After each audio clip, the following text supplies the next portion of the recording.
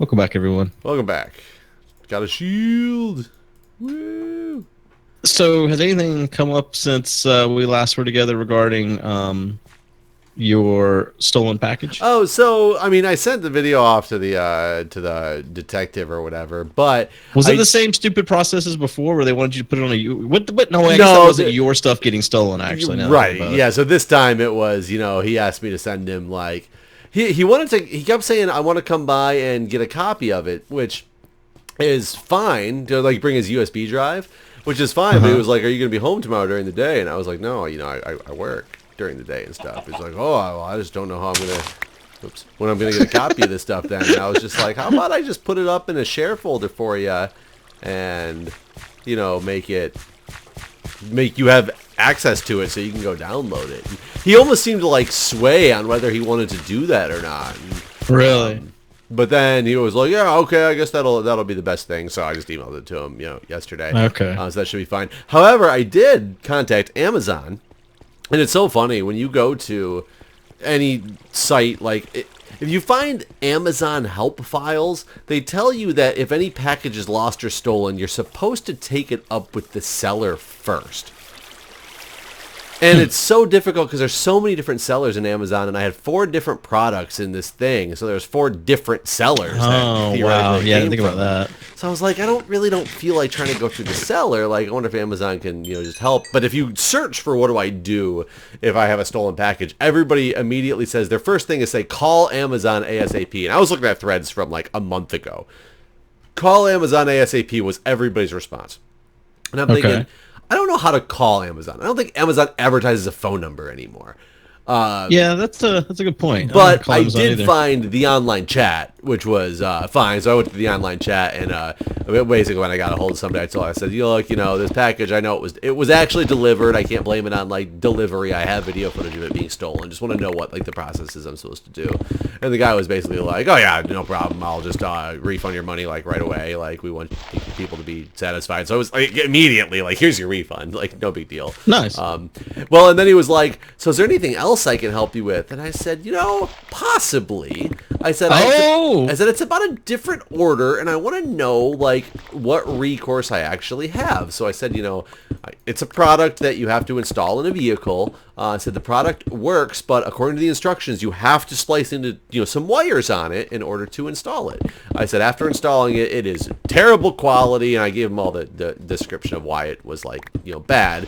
And I said, so I contacted the seller. So I was trying to go through the seller, like, and it's all through Amazon's chat system. So it's like they have a record of me, contacting the seller and everything.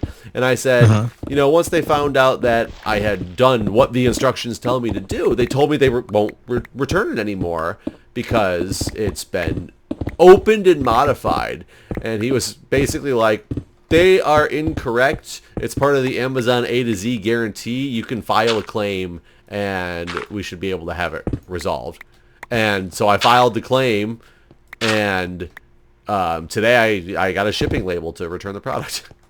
Wow. So nice. I haven't returned it yet because it just came today. I got to go pull out my car and everything. But it says in theory that Amazon has until... It's really strange because it's filing a claim, but it's automatically like a refund request.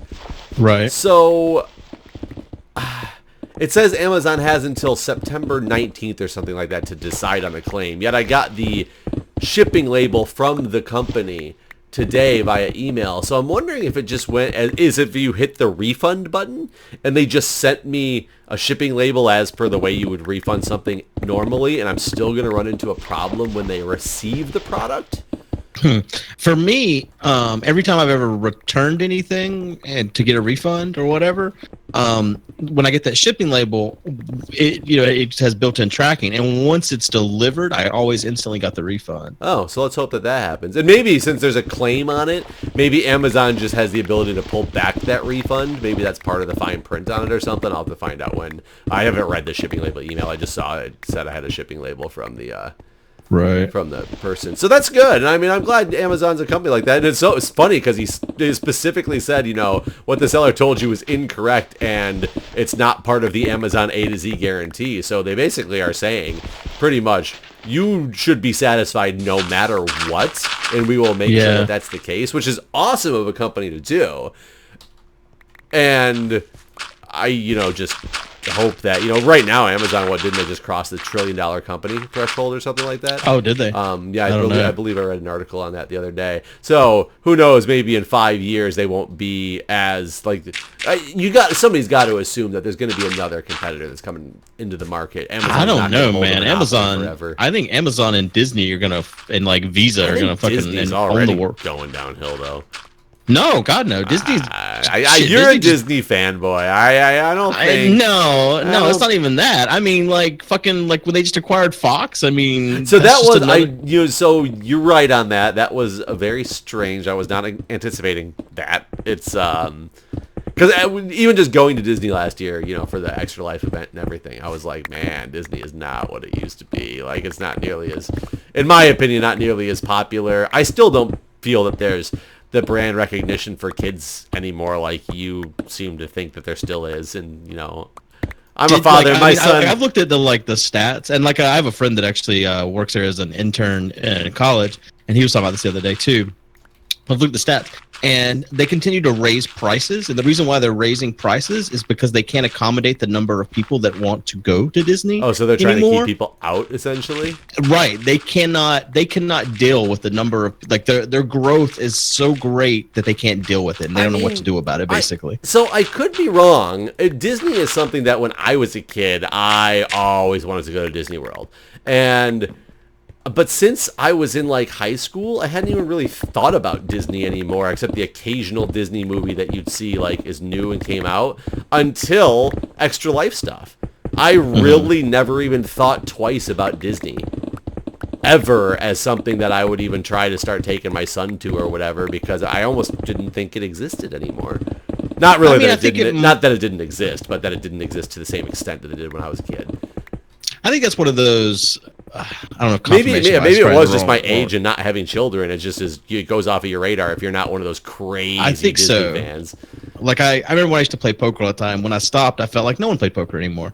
But it's one of those things where lots of people are still playing poker. It's just not something I'm interested in. So I don't sit around watching poker on TV anymore or anything like that. But there's still people playing poker on TV, and I think it's one of those sort of things where it's not heavy in your sphere of things, so it doesn't seem like anyone is. And that very well might be true, and I'd be more than happy. And just like Amazon, I don't want Amazon to fail. I love having a company that's so convenient.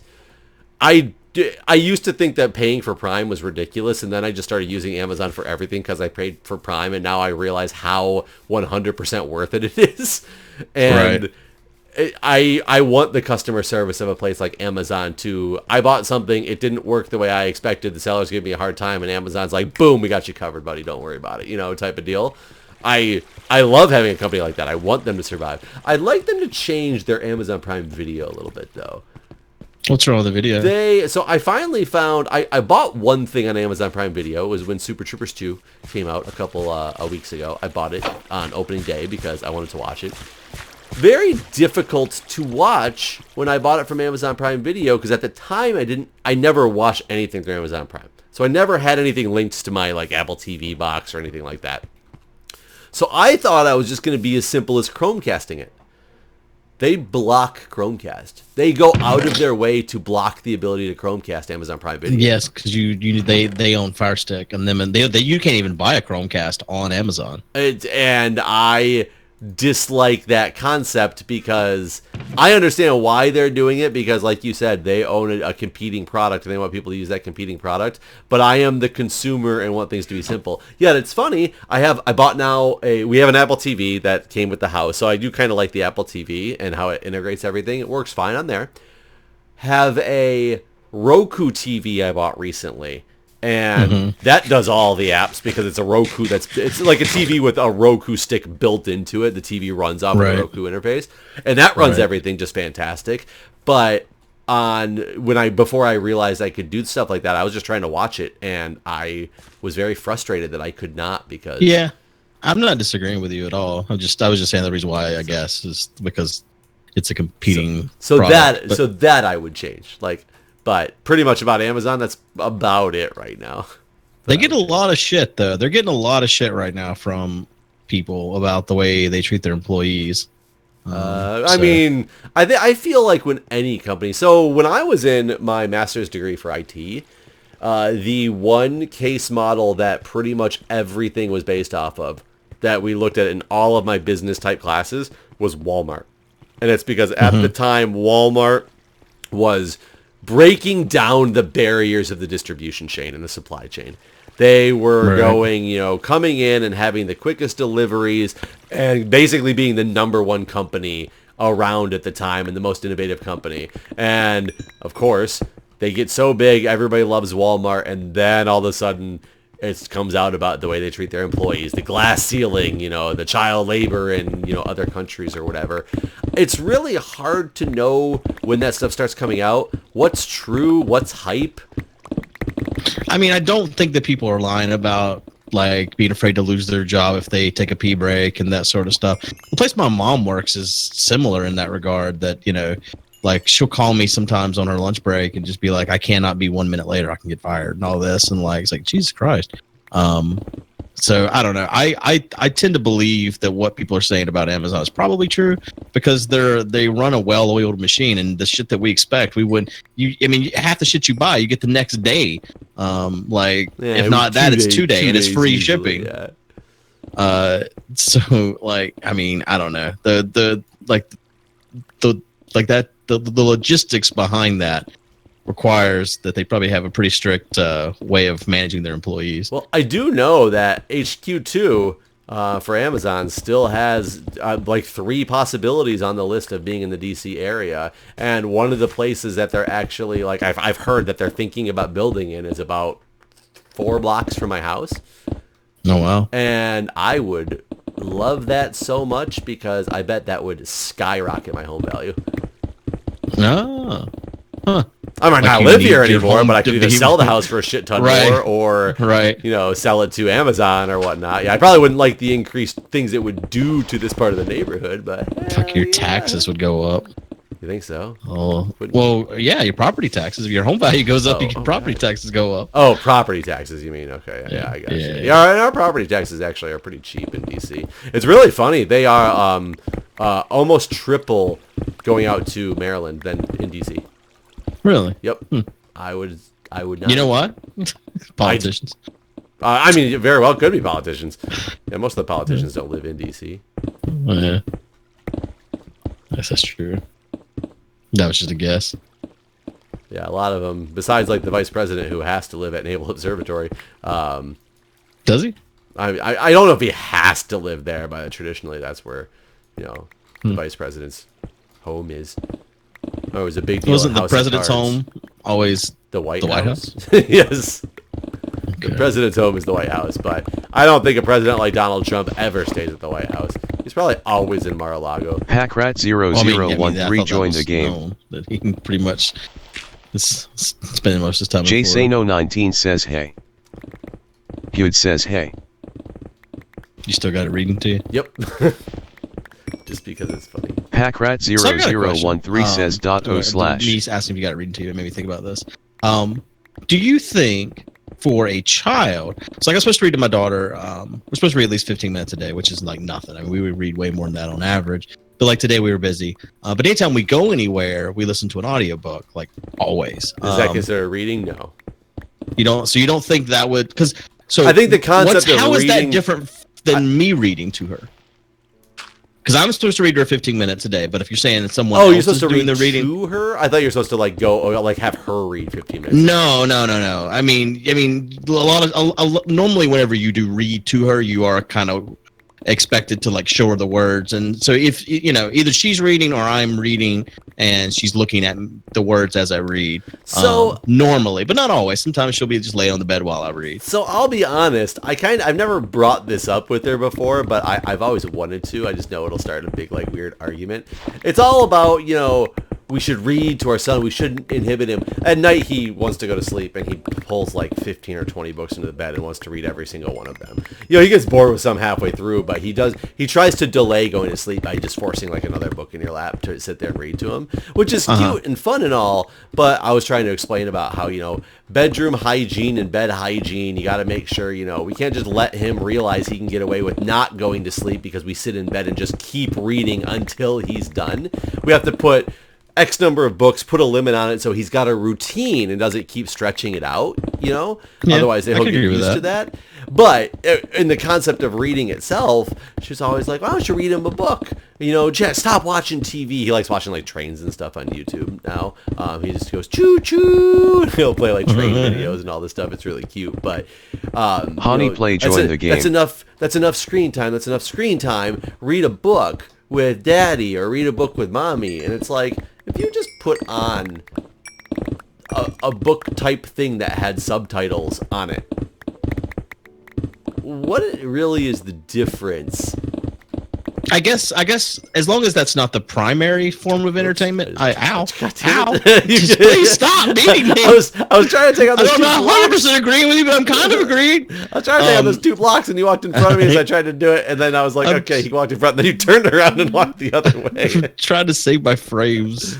I don't know what's wrong with my computer, but these blocks. I guess I can tell every time your inventory's full. That's insane. That you're not running the server in your basement or something, are you? No, not anymore.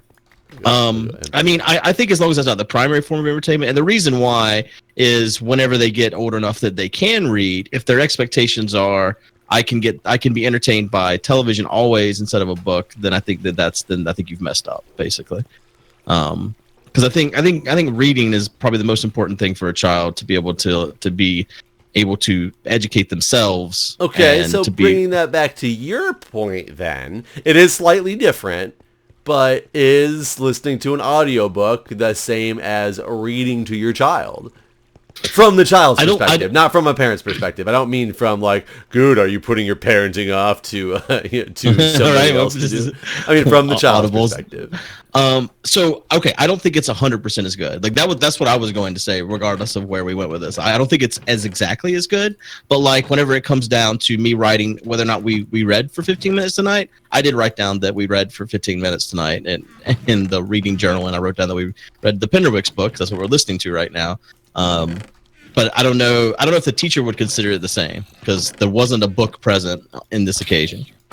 Well, there was, but I do not think it's as good. I think that I always think that having a physical book, and the child seeing the words and that sort of thing is going to be better for them to learn than anything else you can do.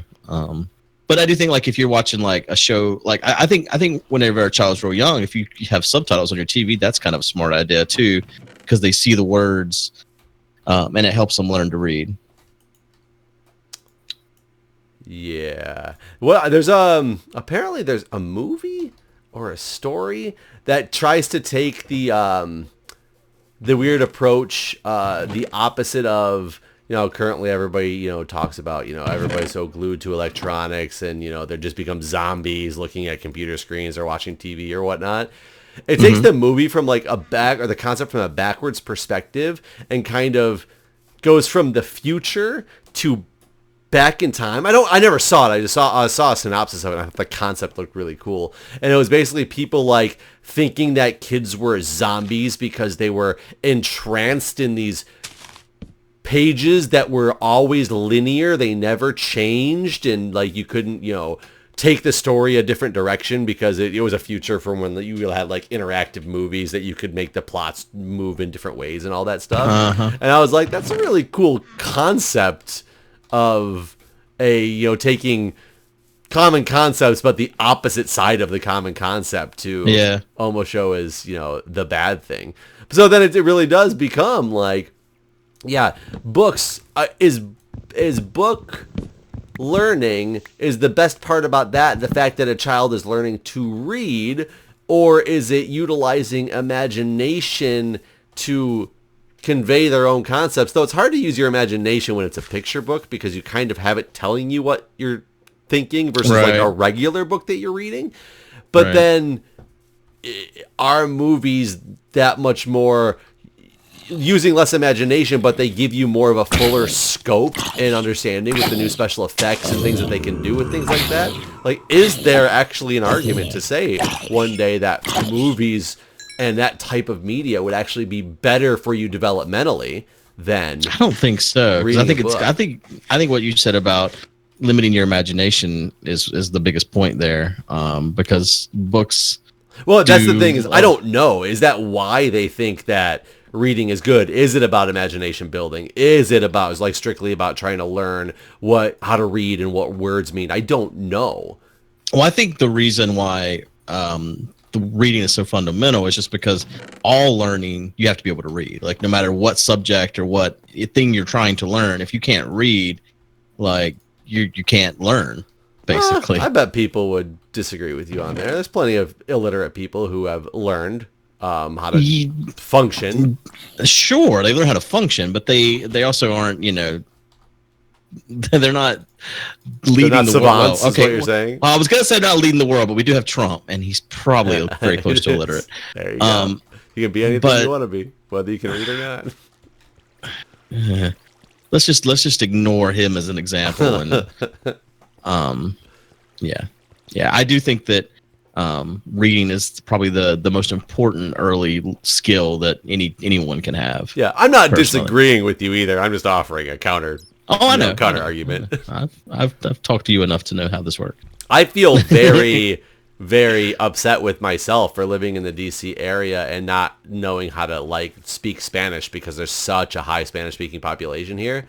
I feel so disconnected when I was working in the emergency department and stuff, having to deal with a translator to talk to a patient, and it makes me feel so out of touch with my patients, even if I have somebody conveying their message, because I know it's not exactly their message because it's not them saying it with their inflections and their tones and Right.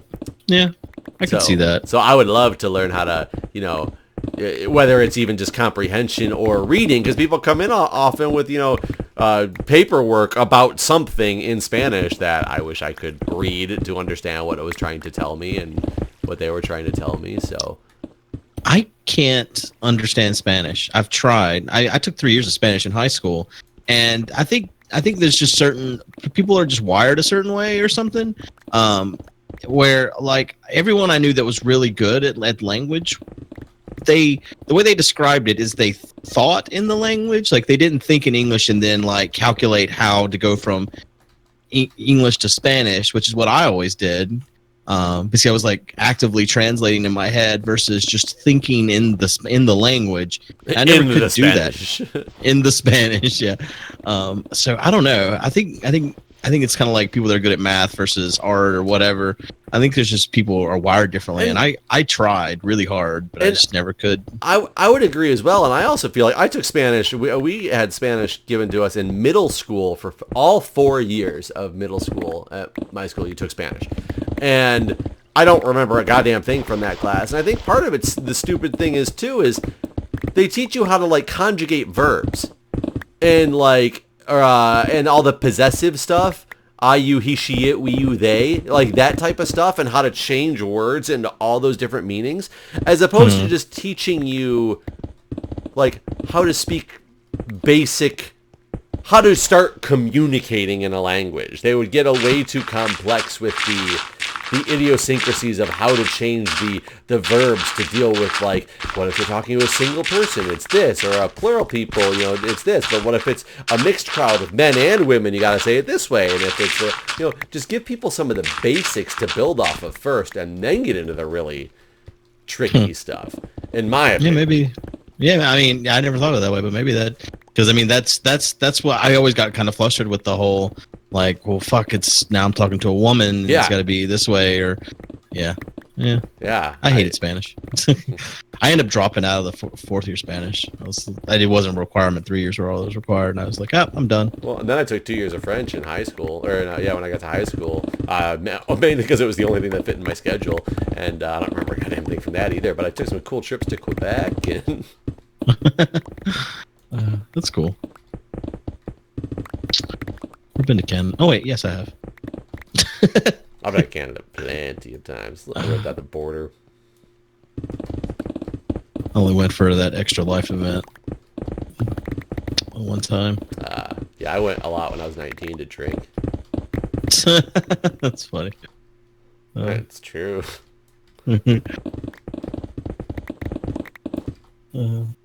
Well, I guess we can end it on that note. All right, Jeff, everybody. the Canadian alcoholic. That's me. All right, thanks for watching, everyone. All right, see you guys.